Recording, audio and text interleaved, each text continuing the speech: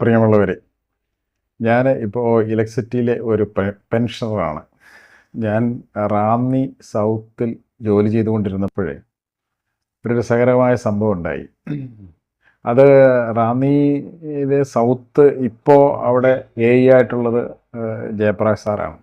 Jayaprakash sir sub എഞ്ചിനീയറായിരിക്കുന്ന സമയത്ത് ഞാൻ അവിടെ ഒരുമിച്ച് ജോലി ചെയ്തിട്ടുണ്ട്.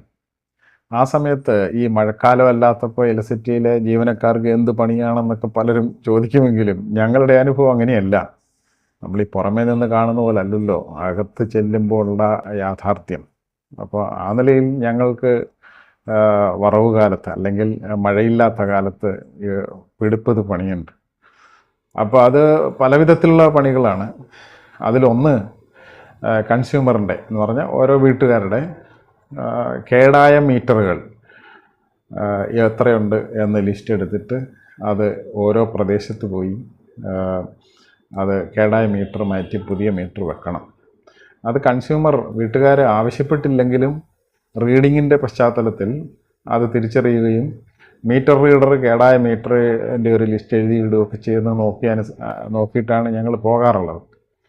അപ്പോൾ അങ്ങനെ ഒരു മഴയില്ലാത്തൊരു കാലഘട്ടത്തിൽ ഞങ്ങളെ ജയപ്രകാശ് സാറ് പ്ലാങ്കമണ്ണ് എന്ന് പറഞ്ഞ ഒരു സ്ഥലത്ത്, പ്ലാങ്കമണ്ണ് എന്ന് പറഞ്ഞാൽ പത്തനംതിട്ട ജില്ലയിലെ റാന്നിക്കും ചെറുകോപ്പുഴയ്ക്കും ഇടയ്ക്കുള്ളൊരു ഇരുവൂരെന്ന് പറഞ്ഞൊരു അതിൻ്റെ ഒരു ഇടയ്ക്കുള്ളൊരു സ്ഥലമാണ് പ്ലാങ്കമണ്ണ് എന്ന് പറയുന്നത്. അപ്പോൾ ആ പ്ലാങ്കമണ്ണിൽ ഞങ്ങൾ കേടായ മീറ്റർ മാറ്റാൻ വേണ്ടി കൺസ്യൂമറിനെ ഫോണിൽ വിളിച്ചു. ഫോൺ നമ്പരൊക്കെ നമ്മുടെ ഈ കമ്പ്യൂട്ടറിനകത്ത് അവരുടെ കൺസ്യൂമർ ഫയലിൽ അത് ആഡ് ചെയ്തിട്ടുണ്ട്. അപ്പോൾ അതുകൊണ്ട് ഫോൺ നമ്പറിൽ ഞങ്ങൾ കോൺടാക്റ്റ് ചെയ്തു. എന്നെയും വേറൊരു ലൈൻമാൻ ജെയിംസിനെയും കൂടെയാണ് മീറ്റർ കേടായത് മാറ്റാൻ വേണ്ടി ഏർപ്പാടാക്കിയത്. അപ്പോൾ അങ്ങനെ ഞങ്ങൾ മീറ്ററുമായിട്ട് ഈ കൺസ്യൂമറിനെ ഫോൺ നമ്പറിൽ വിളിച്ചിട്ട് ഞങ്ങളുടെ അദ്ദേഹത്തിൻ്റെ വീട്ടിലേക്ക് ചെല്ലുകയാണ്. അപ്പോൾ സാമാന്യ ഒരു ഇടത്തരം ഒരു പഴയ വീടാണ്. എല്ലാം തേച്ച് പെയിൻ്റൊക്കെ അടിച്ച് വൃത്തിയാക്കിയൊരു വീടാണ്. ഗേറ്റുണ്ട്. ഞങ്ങൾ ഗേറ്റ് തുറന്ന് അകത്ത് കയറി വീട്ടുകാരൻ ഒരു സ്റ്റൂളും ഒക്കെ ആയിട്ട് ഇറങ്ങി വന്നു. ഞങ്ങൾ ഫ്രണ്ടിൽ തന്നെയാണ്, ഈ വീടിൻ്റെ ഫ്രണ്ടിൽ തന്നെയാണ് മീറ്റർ. അപ്പോൾ ഞങ്ങൾ മീറ്റർ മാറ്റാൻ വേണ്ടി എല്ലാം അഴിച്ച് കൊണ്ടിരിക്കുമ്പോൾ ഈ വീട്ടുകാരൻ ഞങ്ങളോട് ഓരോന്ന് ഇങ്ങനെ ചോദിച്ചു. നമ്മൾ ഏത് വീട്ടിൽ ചെന്നാലും അവരുടെ ഒരു സൗഹൃദപരമായി ചിലപ്പോൾ അവർ നമുക്ക് ചായ തരും, കാപ്പി തരും, ചിലരൊന്നും തരത്തില്ല. അപ്പോൾ അങ്ങനെയൊക്കെ വളരെ സൗഹൃദമായി ഒക്കെ സംസാരിക്കുന്ന ഒരു രീതിയാണ് പൊതുവെ ഞങ്ങൾക്ക് കൺസ്യൂമറിനോട് നാട്ടുകാരോടൊക്കെ ഉള്ളത്. അപ്പം ഒത്തിരി ജീവിതാനുഭവങ്ങൾ പഠിക്കാനും നമ്മളോട് ചോദിക്കുവാനും നമ്മൾ പറയാനും, ശരിക്കും എനിക്ക് ജീവിതം പഠിക്കാൻ കഴിഞ്ഞത് ഇതുപോലുള്ള പലവിധ മനുഷ്യരെ കാണുകയും അവരുടെ ജീവിതാനുഭവങ്ങൾ ചോദിക്കുകയും മനസ്സിലാക്കുകയും ഒക്കെ ചെയ്യുന്നതിലൂടെയാണ് ജീവിതം ഞാൻ പഠിക്കുന്നത്. എപ്പോഴും സമൂഹവുമായി ഇൻട്രാക്ട് ചെയ്ത് നിൽക്കുമ്പോഴാണ് നമ്മൾ പലതും പഠിക്കുകയും നമ്മൾ പുതുക്കപ്പെടുകയും ഒക്കെ ചെയ്യുന്നത്. ഈ സമൂഹമായിട്ട് ഇൻട്രാക്ട് ചെയ്യാതെ മാറി നിൽക്കുന്ന ഒരു അവസ്ഥ വന്നാൽ നമ്മളുടെ മനസ്സിലെ ധാരണകൾക്കനുസരിച്ച് മാത്രമായിരിക്കും പോവുക. അപ്പോൾ എന്തായാലും അതുകൊണ്ട് ഏത് നാട്ടിൽ ചെന്നാലും ഏത് കൺസ്യൂമറിൻ്റെ അടുത്ത് ചെന്നാലും ഞങ്ങൾ അവരുമായിട്ട് സംസാരിക്കുകയും വർത്തമാനം പറയുകയും കുശലം പറയുകയും ചിലപ്പോൾ തമാശ പറയുകയും പല കാര്യങ്ങൾ അങ്ങനെ സംസാരിക്കാറുണ്ട്. അപ്പോൾ ആ കൂട്ടത്തിൽ ഈ വീട്ടിൽ ചെന്ന് കഴിഞ്ഞപ്പോൾ ഉദ്ദേശം ഒരു 60 വയസ്സുള്ള മനുഷ്യനാണ്. അപ്പം ചെന്ന് കഴിഞ്ഞപ്പോൾ ഇങ്ങനെ ഓരോ കാര്യങ്ങളിങ്ങനെ പറഞ്ഞു.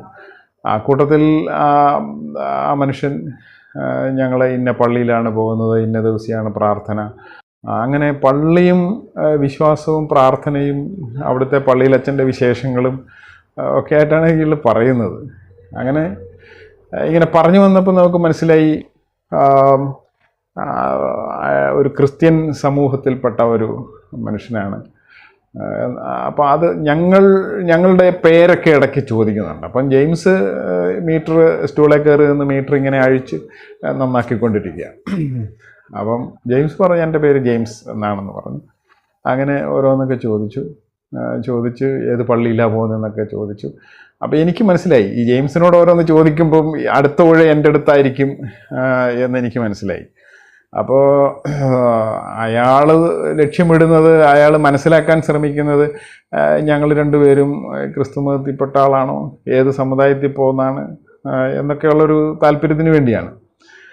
അപ്പം അങ്ങനെ ഇരിക്കെ അയാൾ ഓരോന്ന് കാര്യങ്ങളൊക്കെ ഇങ്ങനെ പറഞ്ഞതിന് ശേഷം അയാൾ എൻ്റെ പേര് ചോദിച്ചു. അപ്പോൾ എൻ്റെ പേര് പ്രദീപ് എന്നാണ്.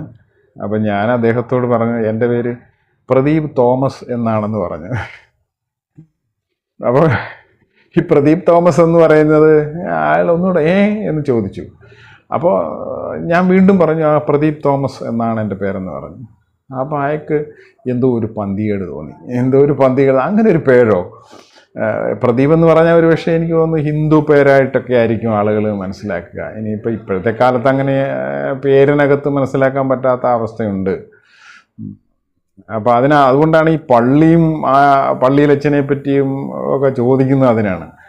അപ്പോൾ അദ്ദേഹം ഇങ്ങനെ അത്ഭുതത്തോടു കൂടി ഇങ്ങനെ ചോദിച്ചു, പ്രദീപ് തോമസ്, ഞാൻ പറഞ്ഞു പ്രദീപ് തോമസ് എന്ന് പറഞ്ഞു. അപ്പോൾ ഈ ജെയിംസ് ഈ മീറ്റർ നന്നാക്കുന്നതിനിടയിൽ എൻ്റെ മുഖത്തോട്ട് ഇങ്ങനെ ഒന്ന് നോക്കി. അപ്പോൾ ഈ പ്രായമുള്ള ആളിനെ ഞാൻ ഇങ്ങനെ നോക്കാതെ ജെയിംസിനെ നോക്കിയിട്ട് എനിക്ക് എൻ്റെ മുഖത്ത് ഇങ്ങനെ ചിരി പൊട്ടും എന്നൊരു അവസ്ഥയിൽ ഇങ്ങനെ ഇരിക്കുകയാണ്. അങ്ങനെ ഒരു ചിരി ഇങ്ങനെ മുഖത്ത് നമ്മളുടെ തിങ്ങി നിൽക്കുകയാണ്. പക്ഷെ ഞാൻ ചിരിച്ചില്ല. ആ ഭാവം ഒരുപക്ഷെ അദ്ദേഹത്തിന് മനസ്സിലായിട്ടായിരിക്കും അദ്ദേഹം പിന്നീട് എന്നോട് ചോദിച്ചില്ല. പിന്നീട് ഈ പള്ളിയിലച്ഛൻ, സമുദായം, പ്രാർത്ഥന ഇതിനെപ്പറ്റി ഒന്നും അദ്ദേഹം പിന്നെ ഒരു വാക്കും സംസാരിച്ചില്ല. അത് കഴിഞ്ഞ് ഞങ്ങൾ മീറ്ററൊക്കെ എല്ലാം ഫിറ്റ് ചെയ്തു. അത് കഴിഞ്ഞ് ഞങ്ങൾ എല്ലാം കുറിച്ചൊക്കെ എടുത്തിട്ട് ഞങ്ങൾ അദ്ദേഹത്തോട് യാത്രയൊക്കെ പറഞ്ഞ് ഞങ്ങളിങ്ങ് തിരിച്ചു പോന്നു. ഞങ്ങൾ രണ്ടും കൂടെ പറഞ്ഞ് ഭയങ്കരമായിട്ട് ചിരിച്ചു. കുറച്ച് ദിവസം എന്നെ ഈ ജെയിംസ് ഓഫീസിൽ പ്രദീപ് തോമസ് എന്തുണ്ട് വിശേഷം എന്നൊക്കെയാണ് ആയിരുന്നു എന്നോട് ചോദിച്ചത്. അത് വലിയൊരു തമാശയായൊരു സംഭവമാണ്. അത് പറയാനാണ് ഞാൻ ഈ ഒരു കാര്യം ഒന്ന് ഷെയർ ചെയ്യാനാണ് ഇങ്ങനെ ഞാൻ വന്നത്, വീഡിയോ ഇട്ടത്. അതത്ര വലിയൊരു സാമൂഹ്യ പ്രാധാന്യമുള്ള ഒരു വിഷയം ആയിട്ട് പലർക്കും തോന്നുകയില്ലെങ്കിൽ പോലും എനിക്കത് വലിയൊരു സംഭവമാണ്. കാര്യം മനുഷ്യൻ്റെ ജാതി, മതം ഒക്കെ അറിയാനുള്ള ഈ ആധുനിക സാക്ഷര കേരളത്തിൻ്റെ ഈ നാട്ടിൽ ജാതിയും മതമൊക്കെ അറിയാനുള്ള ഒരു ഒളിഞ്ഞു നോട്ടം, ഒരു കിഴിഞ്ഞു നോട്ടം ഒക്കെ നമ്മുടെ സമൂഹത്തിലുണ്ട്. നമ്മുടെ സമൂഹം അത്ര ഒരു ജനാധിപത്യ മാനവികതയുള്ളൊരു സമൂഹമൊന്നുമല്ല. ഇതൊക്കെയാണ് മനുഷ്യൻ്റെ മനസ്സിലെ അവസ്ഥ. അപ്പോൾ ഇതിൻ്റെ ഒരു അവസാന ഭാഗം എനിക്ക് പറയാൻ തോന്നുന്നത് ഇങ്ങനെയാണ്. സുഭാഷിതത്തിലെ 33-ാമത്തെ വാക്യത്തിൽ ഇങ്ങനെ പറയുന്നു, എൻ്റെ വാക്ക് ശ്രദ്ധിക്കുന്നവൻ സുരക്ഷിതനായിരിക്കും. എൻ്റെ വാക്ക് ശ്രദ്ധിക്കുന്നവൻ സുരക്ഷിതനായിരിക്കും. അവൻ തിന്മയെ ഭയപ്പെടാതെ സ്വസ്ഥനായിരിക്കും എന്നാണ് സുഭാഷിതങ്ങളിലെ 33-ാം വാക്യം പറയുന്നത്. ഞാൻ ഈ ഇടയ്ക്ക് സുഭാഷിതമൊക്കെ വായിക്കാറുണ്ട്. എൻ്റെ ഒരു ജോസ് പീറ്റർ എന്ന് പറഞ്ഞൊരു സുഹൃത്താണ് നീ ഇത് മിക്കപ്പോഴും ഇടയ്ക്കിടയ്ക്ക് വായിക്കണം എന്ന് പറഞ്ഞത്. അപ്പോൾ ഇതിൻ്റെ അവസാനം എനിക്ക് അദ്ദേഹവുമായി ഒന്ന് താരതമ്യം ചെയ്യാനാണ് തോന്നുന്നത്. സുഭാഷിതത്തിൻ്റെ ഈ 33-ാം വാക്യത്തിൽ പറയുന്നത് പോലെ എൻ്റെ വാക്ക് ശ്രദ്ധിക്കുന്നവൻ സുരക്ഷിതനായിരിക്കും. അവൻ തിന്മയെ ഭയപ്പെടാതെ സ്വസ്ഥനായിരിക്കും. സ്വസ്ഥത എന്ന് പറഞ്ഞാൽ ഏറെക്കുറെ വികാരങ്ങൾക്ക് അടിമപ്പെടാതെ, വിക്ഷോഭങ്ങൾക്ക് അടിമപ്പെടാതെ, കൗതുകങ്ങൾക്കും ആളുകളുടെ ഐഡൻറ്റിറ്റി മനസ്സിലാക്കി ഇഷ്ടങ്ങളും അനിഷ്ടങ്ങളും തോന്നുന്ന തരത്തിൽ പെരുമാറാതിരിക്കുക എന്നുള്ളതാണ് ആ വാക്യത്തിൻ്റെ ഒരു പാഠം.